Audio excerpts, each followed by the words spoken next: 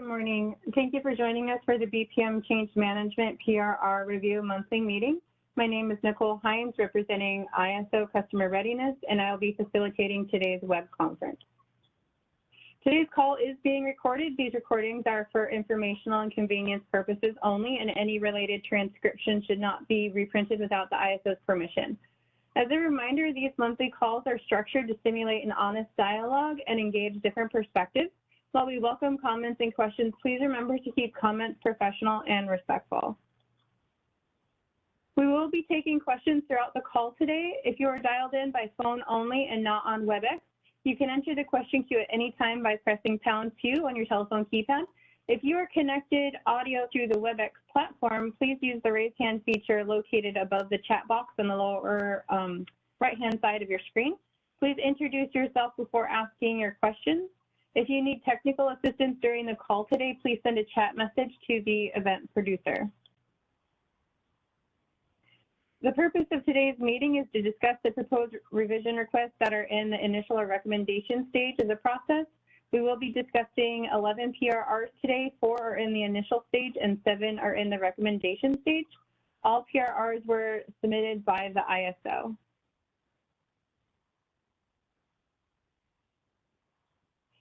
The purpose of the BPMs are to set forth business practices that implement the ISO tariff. The ISO conducts a yearly policy initiative roadmap process to consider and rank initiatives.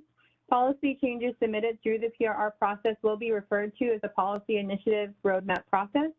Each subject area in a BPM is based on enabling language in the ISO tariff, and the PRR process cannot be used to introduce changes that are not supported by existing tariff authority. The first group of BPMs we have are market operations, market instruments, and energy and balanced market. I have a team that is going to be discussing all of these PRRs. Mike, Michael, and Jacob, I'm going to hand it over to them to discuss the next 3 BPMs. Okay, good morning. It's Michael Martin in market operations. I'll talk about 1468. Small changes to how we account for unaccounted for energy. It's actually an attestation form. You tell us if you want to use your own OAT loss factor in an attestation form. You send it in through city ticket, and otherwise we'll use the UFE settlement election process. And so this is outlined in this BPM change. We didn't get any comments, and the comment period expired November 15th. Next step is on to the posting the final decision.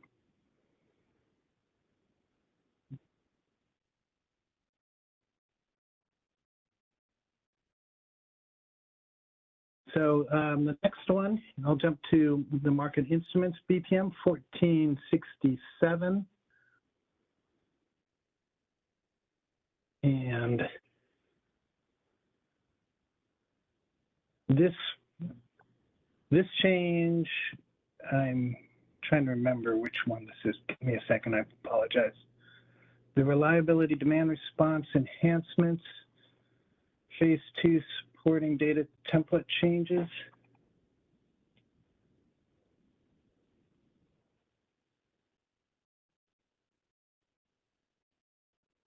And I apologize, one more second, please.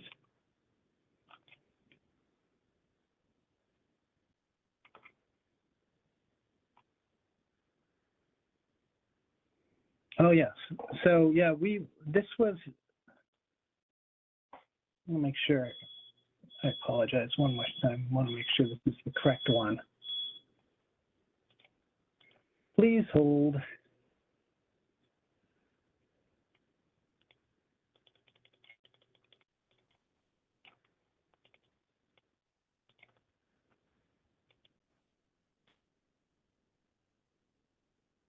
Okay, got it.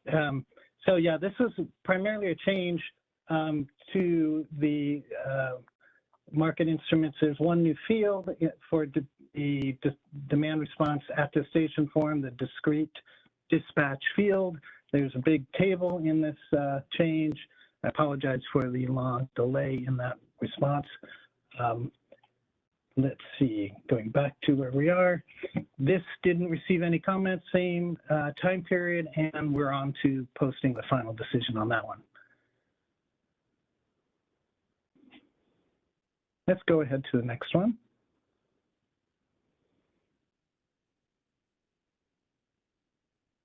Hi, this is Jacob Fox. We're talking about PR 1474. So for this PR, this is the flexible ramp product changes in the market instruments BPM. This is just updating the BPM to reflect the calculation report changes due to the FRP policy initiative. We did have some initial comments from PG&E about some concerns with data no longer being available in one of the reports. I'm just tying up some loose ends on the response for the comment. We should be responding sometime either today or tomorrow to that online. And then we'll go on from there.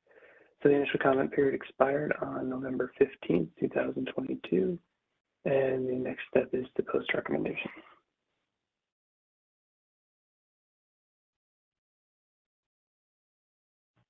Are there any questions so far on the PRRs we've discussed?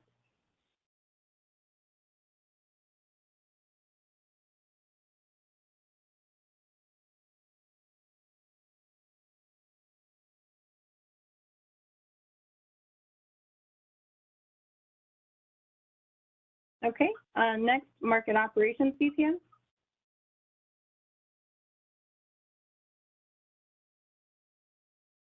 All right, I'll be taking 1466 there. Okay, so this is for reliability, demand response, resource enhancements, phase 2. This was to adjust the PMIN and minimum load costs for discrete RDRRs. There were no comments on this. The recommendation comment period expired November 15th, and the next step is post final decision.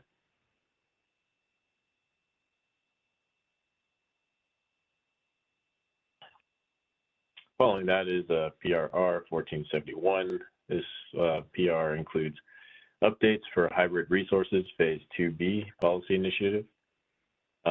This includes ACC structures, market processes, dynamic limits, examples and diagrams. There were comments from Southern California Edison and questions, which we are shoring up. That comment period expired November 15th, and the next step is post final decision.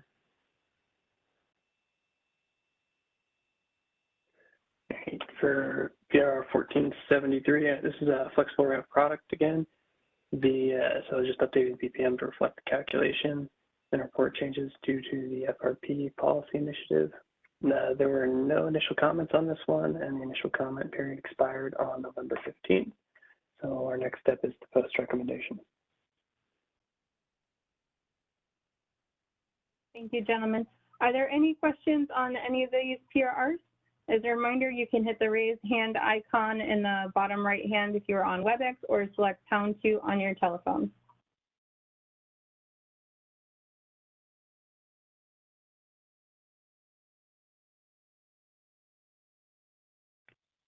All right, the next BPM we're going to talk about is demand response. PRR 1472 updates to section 15 of the demand response BPM in the recommendation stage. And I'm going to hand that over to Hueda to discuss this PRR. Hello, everyone. So PRR 1472 just contains some correction to language in section 15, which is talks about outages. The language was updated to align with the OMS BPM, and it was made effective on 9/29 since it was an emergency PRR. During the recommendation comment period, there was no comment, so the next step is to post final decisions. Any questions? All right, thank you. Thanks.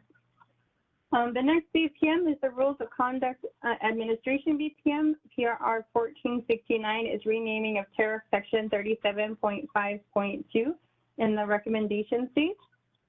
The reason for this revision is to change the tariff section name in the BPM to match the tariff change that is proposed in the bucket filing. So far, we have not received any comments. The recommendation comment period expired on November 15th, and the next step is to post the final decision. Are there any questions?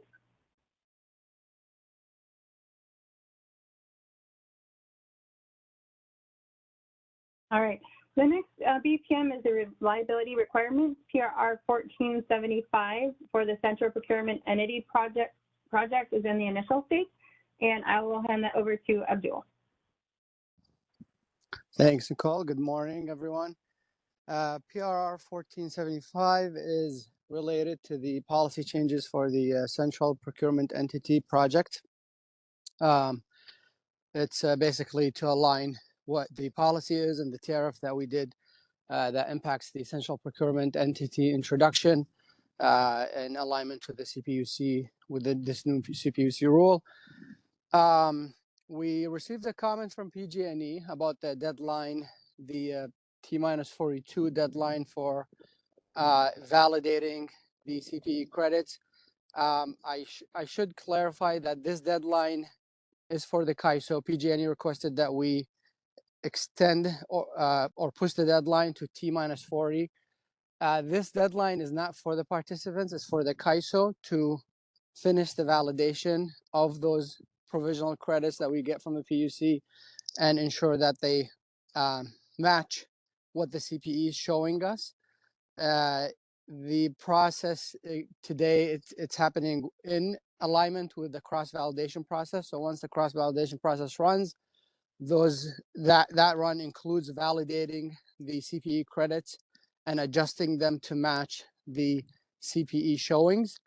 I think PG&E requested additional time to give the CPE entity and its corresponding suppliers time to fix any errors or mismatches before we adjust the credits. Now, unfortunately, this is, like I said, it's built within this cross-validation process, so we can't change the timeline. It is going to be run as usual at T-44. We set the T-42 deadline for us just as a kind of safety precaution, as in alignment with our cross-validation showings cross-validation deadline. So we can change the deadline. However, it shouldn't impact the participants because we will adjust the credits and validate them at T-44. However, if the CPE and its suppliers fix any cross-validation errors or mismatches, then the next run will pick up that fix or adjustment on the CPE showings, and it will recalculate the credits again and adjust them. So there is, the CPE will still have its own cure period, fixing errors. That's not going to be impacted, the 15-day time frame. And the system will monitor those changes and adjust the credits accordingly. So we don't see any impacts to the participants. Again, it's a CAISO deadline, really, to ensure that we provide those validated credits in a timely manner. So we can change it to T-40, but it's not going to change how we run the process, and the fact that the first validation run should be at T-44. You'll see the results then, unless something goes wrong. Then that, our deadline is 42 to ensure we fix any bugs that might happen at that time. So hopefully that explains what's going on. I don't know if PG&E is on, if you guys have any follow-up questions, or if that kind of answered your question, hopefully. So I'll give it a moment for if PG&E is on to comment on this. If PG&E has any comments or anyone else, please hit the raise hand icon in the lower right-hand screen of the WebEx, or if you're on the phone only, hit #2.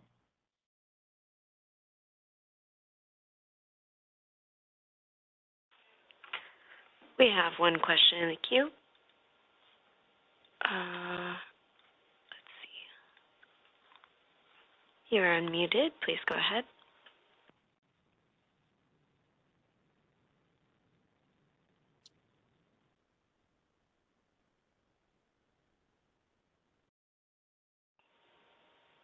Mark, please go ahead.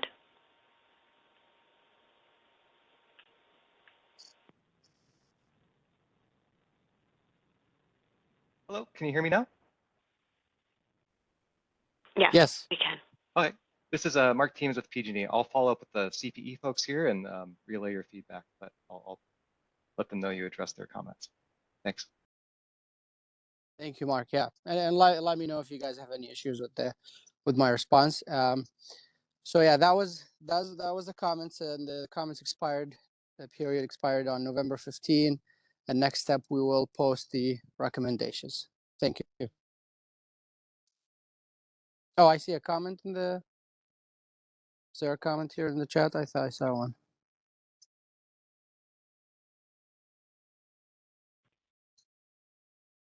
So the chat is for PRR 1473. I can go back to that PRR. Let's see here.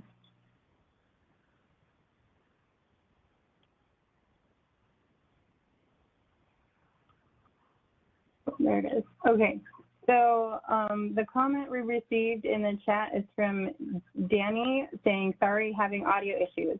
For PRR 1473, APS noticed that the uncertainty value language in the BPM had a strike through with respect to having these values presented day prior in OASIS via the Flex Ramp required report. Will this data be available day prior, and also will it update throughout current day based on the new calculations? Michael, are you able to take that question? Yeah, so I know this issue, and it update will only be posting on on OASIS the values that are coming out of the day ahead. In real time, as you know, they update throughout the day.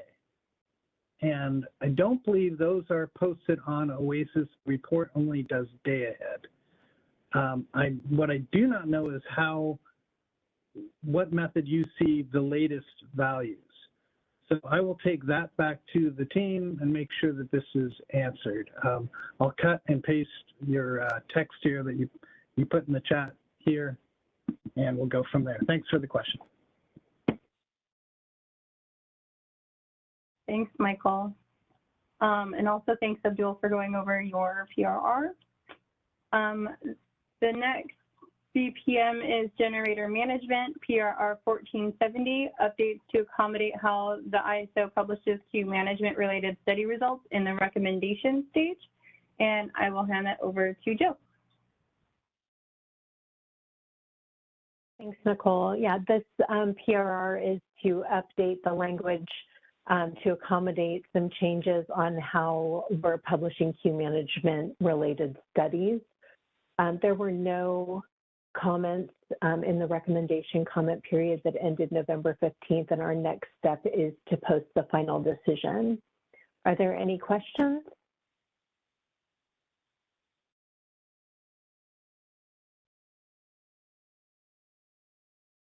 Okay, thank you. Thanks, Joe. The final BPM we're talk about today is settlements and billing. PRR 1476 is for the HVAC meter load in the initial stage. I'll let Matthew go over all those configuration guide information. Matthew? Thank you, Nicole. Hello, everyone. My name is Matthew Amati, and I'll be going over this one emergency settlement PR that we have here, PR 1476. There are three impacted configuration. One is the pre-calc HVAC meter load. Another one is charge code 374, and the other one is charge code 372. So the reason for this change is we identified an issue with configuration when a PTO leaves mid-month. So we had our first PTO leave in the middle of the month, which caused configuration issues, and therefore we had to make some adjustment and corrections to the configuration guides and post them here. Now the effective date for this change will be October 1st. The implementation will be December 28th of this year. Any questions on PR 1476?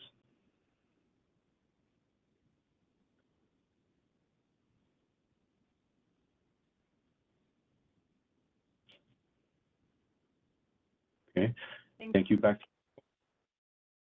Thanks, Massey. So before we end the call today, are there any questions about any of the PRRs we discussed? You can hit #2 if you're dialed in only by phone, or the raise hand icon in WebEx.